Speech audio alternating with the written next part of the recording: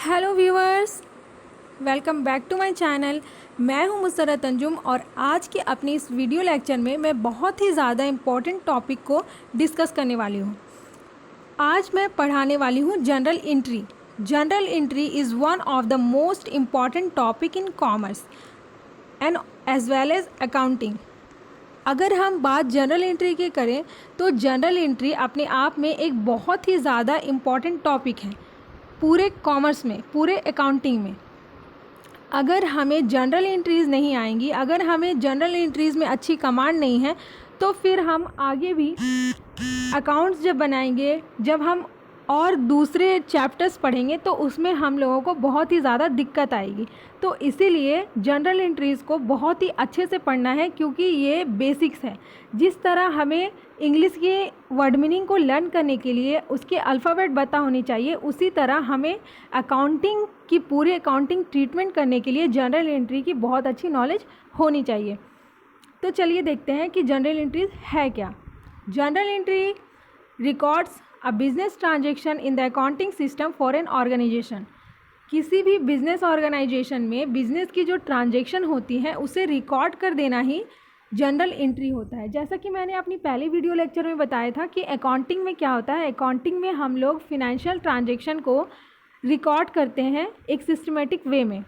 तो ये general entries में वही सिस्टमेटिक वे फॉलो होता है, और जिससे हम जनरल एंट्रीज़ की जो जनरल एंट्रीज़ जब हम पास करते हैं तो बिज़नेस के ट्रांजेक्शन को हम ईज़िली समझ सकते हैं।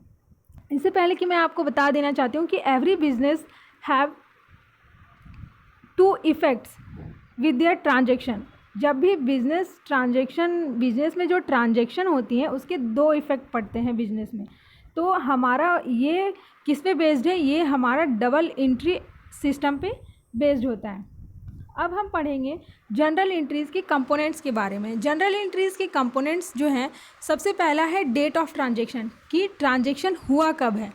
दूसरा है name of accounts impacted plus the account number with relevant. अब इसमें हम बात करते हैं कि वो अकाउंट किसके नाम का है, कैसा अकाउंट है। नंबर तीसरा है the amounts to be credited और डेबिटेड, कितना अमाउंट डेबिटेड होगा और कितना अमाउंट, कौन सा अमाउंट क्रेडिट होने वाला है।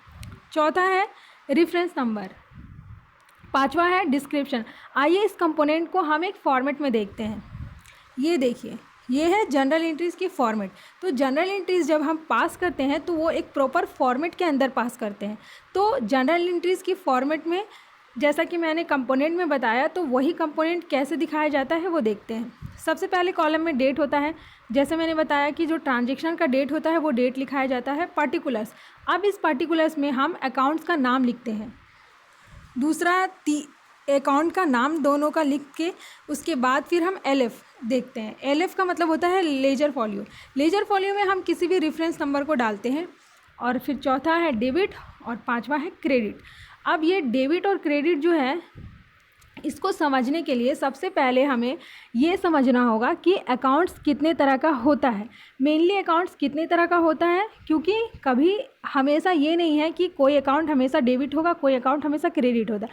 ये एक रूल पे बेस्ड होता है जिसे हम अकाउंट्स में गोल्डन रूल के नाम से जानते हैं। अब हम देखते हैं कि अकाउंट्स क्या है। अब देखिए, हमें टाइप्स ऑफ अकाउंट्स की नॉलेज जब तक नहीं होगी तब तक हम जनरल एंट्रीज सही से पास नहीं कर पाएंगे। तो टाइप्स ऑफ अकाउंट्स में अकाउंट्स कितने तरह का होता है, तीन तरह का होता है। पहला है रियल अकाउंट, दूसरा है पर्सनल अकाउंट और तीसरा है नॉमिनल अकाउंट। रियल अकाउंट क्या होता है? Real account the account which are related with assets और property is called real account. मतलब जो अकाउंट किसी प्रॉपर्टी से या एसेट से रिलेटेड होता है वो रियल अकाउंट है वो सारे। पर्सनल अकाउंट में होता है the account which are related with person may be artificial और legal person is called personal account. जो अकाउंट किसी पर्सन से रिलेटेड होता है, चाहे वो आर्टिफिशियल बोलने का मतलब ये है कि कोई कंपनी अपने आप में एक आर्टिफिशियल पर्सन है। तीसरा है nominal the accounts which are related with expenses, losses, income and gains are called nominal account. तो जिस अकाउंट में हमें एक्सपेंसेस, लॉसेज, ये सब अकाउंट जिससे रिलेटेड होती हैं वो नॉमिनल अकाउंट कहलाती है। अब हम देखते हैं रूल।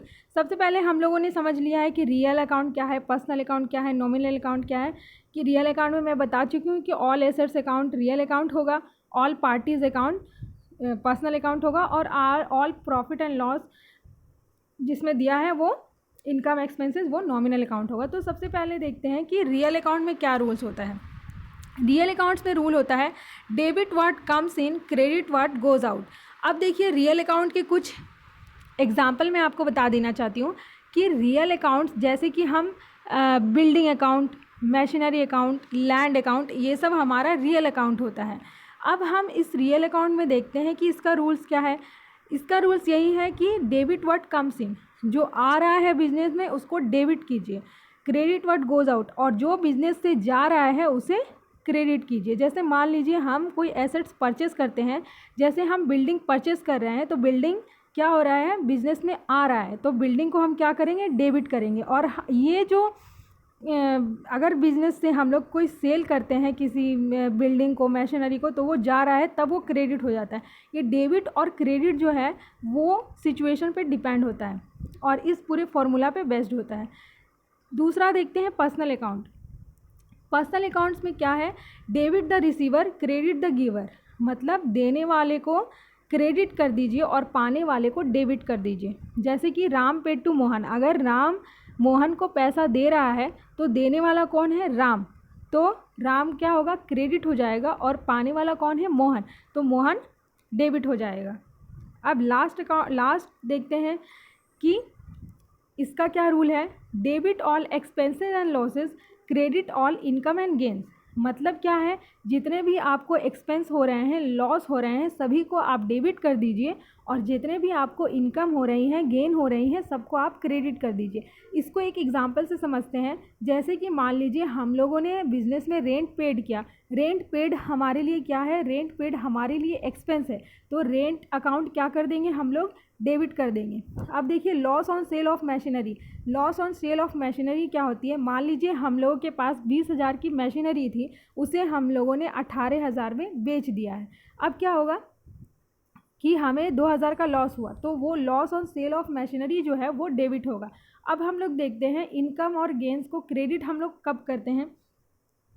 जैसे मान लीजिए हम लोगों ने इंटरेस्ट रिसीव्ड किया, तो इंटरेस्ट अकाउंट को क्या कर देंगे, क्रेडिट कर देंगे। तो इस पूरे वीडियो लेक्चर में मैंने आप लोगों को ये बता दिया कि जनरल एंट्रीज क्या है, उसकी फॉर्मेट क्या है, अकाउंट्स क्या है, कितने टाइप्स के अकाउंट्स होते हैं, और वो सारे अकाउंट्स की डिफिनेशन के साथ मैंने रूल को भी डिस्कस कर दिया है। और मैं चाहती हूँ कि अगर आप लोगों ने अभी तक मेरे चैनल को सब्सक्राइब नहीं किया है तो मेरे चैनल को सब्सक्राइब करें, ताकि मेरे आने वाली वीडियो की नोटिफिकेशन आप तक पहुँचती रहे।